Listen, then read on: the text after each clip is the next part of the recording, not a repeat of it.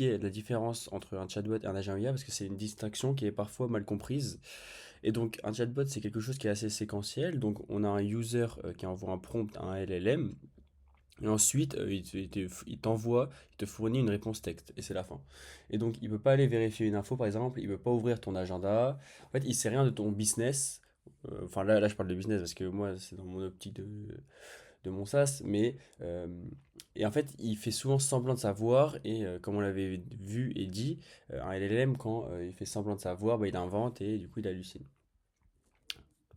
Mais bon, un chatbot, ça reste toujours intéressant quand on a besoin d'informations. Donc, on voit notamment dans plein de sites où il y a des petits chatbots pour aider le user quand il est perdu.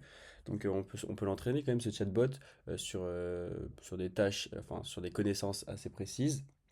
Mais bon, c'est quand même assez restreint en termes de capacité. Euh, et donc, maintenant, je vais expliquer ce qu'est un agent. Alors, un agent, donc le user il va poser une question. Et en fait, ce qu'on va fournir au LLM, c'est une liste de tools. Donc j'en avais parlé au début de la vidéo, mais du coup, on va fournir au LLM la question, plus une liste de tools.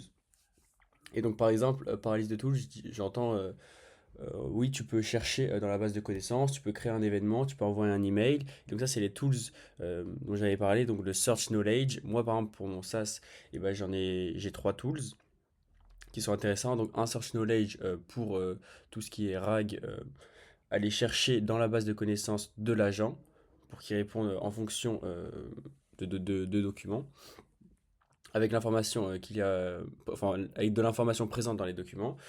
Il y a aussi une fonction execute action. Donc ça c'est pour effectuer des actions sur des services externes. Donc par exemple comme je l'avais dit, send email. Donc faudra se connecter à son compte Gmail, créer une page dans Notion, etc. Euh, Ensuite, le LLM, une fois qu'il a ça, et ben, il a le choix de répondre. Il a le choix donc de répondre directement, donc réponse texte. Et si dans ce cas, et ben, c'est la fin. Mais sinon, il peut appeler un tool. Quand il pense que c'est nécessaire, il peut appeler un tool. Et donc, s'il utilise un outil, on va l'exécuter côté serveur.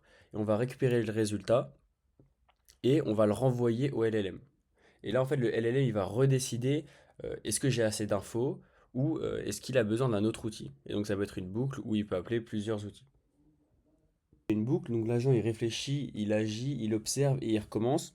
Donc, le point crucial, en fait, c'est que c'est le LLM qui décide. Donc, c'est lui qui décide si il estime qu'il peut fournir une bonne réponse avec les tools qu'il a appelés.